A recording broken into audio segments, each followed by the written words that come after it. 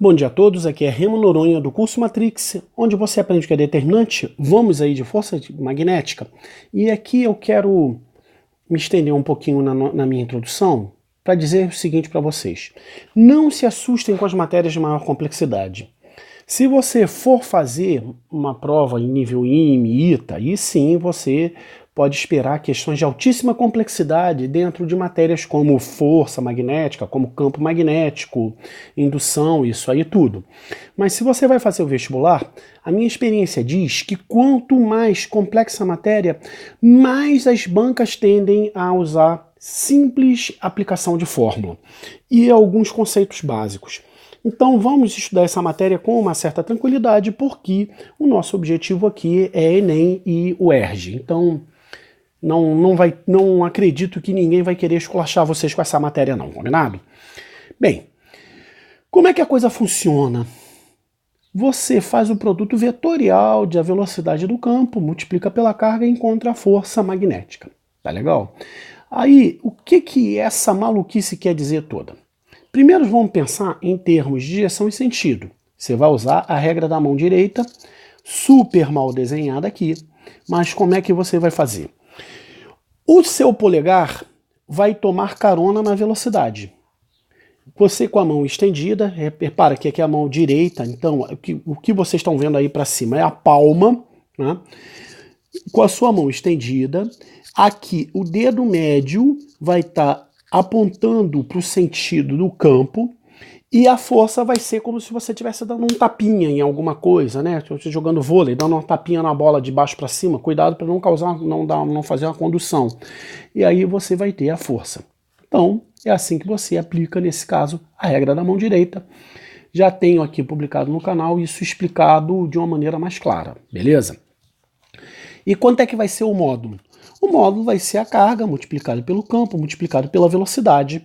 Agora, repara, se a velocidade estiver a 90 graus, beleza, é isso aí mesmo. Caso contrário, você tem que pensar em termos de seno de ângulo. Vamos ver o porquê. Bem, tá aqui, ó. A tua velocidade está inclinada, então tem esse ângulo aqui. Só que o que te interessa não é ortogonal? Então, ó, essa componente aqui que vai te interessar, que vai o quê? Que vai ser V seno de θ, desse ângulo aí. Por isso que a fórmula final fica com essa cara, mas a ideia do seno de θ também, para nossa alegria, cai pouco. Agora, se por um acaso a velocidade for paralela ao campo, então, como seno de θ, como seno de zero é igual a zero, a força magnética vai ser igual a zero também. Tranquilaço? Vida que segue. Deixei exemplos aí para a regra da mão direita em relação à questão da carga, porque a gente usa a regra da mão direita quando a carga é positiva. Então, aquilo que eu já falei para vocês, ó, velocidade, o teu polegar toma carona na velocidade, você tem o campo, o dedo médio aí, então a força vai estar apontada para cima. Isso se a carga for positiva, porque se a carga for negativa, fica justamente o contrário disso. Tranquilaço, pessoal? Para você fazer isso, teria que fazer, então, com a mão esquerda. Vida que segue.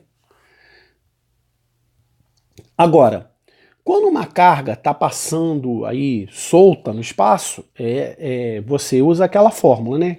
QBV.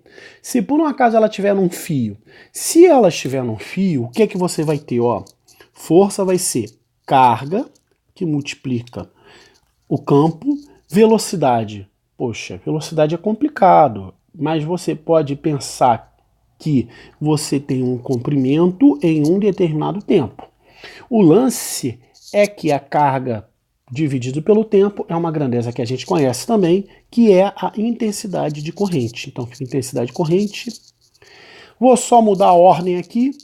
Intensidade de corrente multiplicado pelo campo multiplicado pelo comprimento, para vocês verem o mnemônico que eu criei, que na época que eu estava lecionando isso para um terceiro ano, eu estava servindo no DGDEC, ou seja, justamente em frente à Quinta da Boa Vista. Aí eu pensei, caramba, Quinta da Boa Vista, QBV. Aí o que eu tinha que fazer? Pensar num mnemônico que tivesse B e L, que parece um nome, né? Então pensei num personagem que foi meu amigo imaginário quando eu ia para lá, que é o Bill, que onde é que ele mora? Na Quinta da Boa Vista. E isso vai te ajudar a lembrar de ambas fórmulas, beleza? Então, vamos passeando com o Bill, que mora na Quinta da Boa Vista, e pensando o seguinte: se por um acaso a tua partícula entrar no campo B paralelo ao campo B, a força magnética vai ser igual a zero, então ela vai continuar em movimento uniforme. Então, o movimento dessa vaquinha aí, muito mal desenhada, me desculpem, mas eu não resisti. O segundo caso é se por um acaso a sua velocidade sempre estiver fazendo 90 graus com o campo magnético. Isso vai fazer com que a força também vá ter sempre 90 graus com o campo, com a velocidade, provocando um movimento circular uniforme. Nesse caso, a força magnética vai coincidir com a força centrípeta. Então, o que eu vou ter aqui? A força magnética BQV. O Bill mora aonde? Na Quinta da Boa Vista. Eu troquei a ordem aqui, né? Multiplicado, como a ordem dos tratores não altera o viaduto, vida segue. A força centrípeta, massa, velocidade ao quadrado dividido pelo raio. Cortei V com V, então, por exemplo, se eu quiser saber o raio, vai ser mV multiplicado por dq. Você pode ficar com essa fórmula assim, tá bem? No caso aqui de um exercício que eu resolvi fazer com vocês, vai ter a ver com a quantidade de movimento, que nada mais é do que o produto da massa pela velocidade. Bem, o terceiro caso que eu vou ter aqui é se você combinar os dois movimentos. Se você combinar os dois movimentos, você vai ter uma helicoide. O que é helicoide? Come-se com farinha? Helicoide é um nome chique para um movimento que tem o formato de mola, porque você vai ter um movimento circular em um eixo e um movimento uniforme em outro, causando isso tudo aí. Bem, então vamos fazer alguns exercícios para consolidar o que a gente aprendeu até agora. Eu tenho um fio de 20 centímetros, percorrido por uma corrente de 10 amperes, e um campo, logicamente, né, de 1B, um Tesla. Né? Então, qual vai ser a força magnética aí? Então, força vai ser igual a Bill, aquele cara que mora lá na Quinta da Boa Vista, né? Então, um campo de 1, intensidade de corrente de 10, e o comprimento de 20 centímetros, 0,2. Então, a força vai ser de 2 newtons. Gente, simples assim. Nesse segundo caso aqui, nós temos uma carga. Esse vetor em verde aqui é o vetor velocidade. Em azul, o vetor campo. E ele está perguntando como é que vai ser a força se a carga, vou colocar ela positiva. Bem, primeiro, regra da mão direita, o dedão pegando carona na velocidade, o dedo médio apontando para B. Então, deixa eu fazer aqui em vermelhinho a direção e o sentido do vetor força magnética, beleza?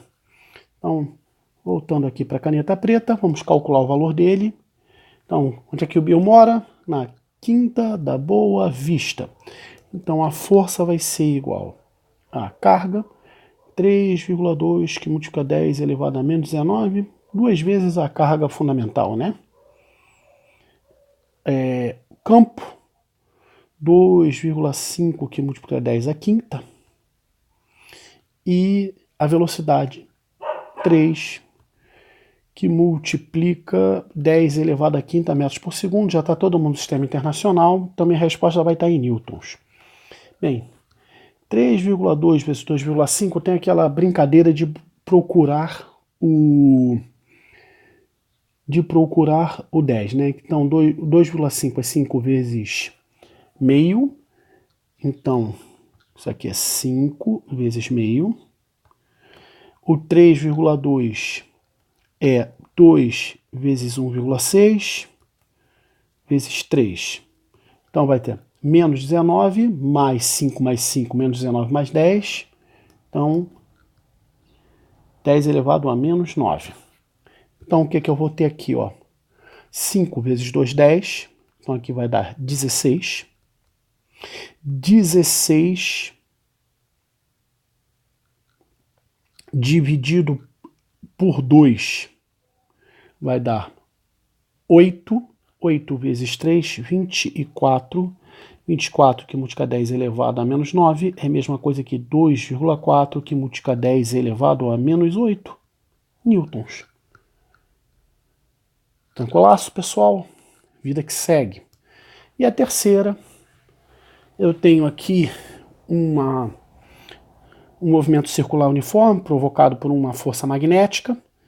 Então, já demonstramos que o raio corresponde a mv, isso aqui é a quantidade de movimento. Não se espantem, tá, em newtons por metro, porque a quantidade de movimento tem a mesma dimensional que o impulso, então força vezes tempo, então não, mas já está aí, né? Então, ele está dizendo que o raio é de 50 centímetros, opa, meio metro. A quantidade de movimento, 10 elevado a menos 2, já está no sistema internacional. O campo é o que eu quero saber, e ele diz que a carga é de 3 micro 10 elevado a menos 6. Então, o que eu vou ter aqui? Eu vou ter B vai ser igual a 3 vezes meio, chatinho a conta, né? Então, vamos começar aqui, ó. 10 elevado a menos 6 subindo, dá 10 elevado a 6, 10 elevado a menos 2, então dá 10 elevado a quarta. Tudo isso dividido por 1,5. Então, vamos lá. 10, que multiplica 10 elevado ao cubo, dividido por 1,5, aqui é a mesma coisa que 100 dividido por 15. Todo mundo é divisível por 5, então é 20 dividido por 3, que multiplica 10 ao cubo.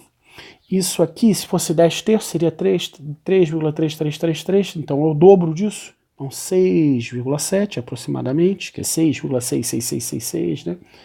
Que multiplica 10 elevado à terceira, que eu estou vendo aqui, campo. Então, a unidade é em Tesla. Bem, pessoal, viram que, apesar da matéria ter uma complexidade até séria, os exercícios que eu coloquei aqui são exercícios típicos de vestibular, não são tão difíceis? Então, deixo vocês, como sempre, com aquele abraço.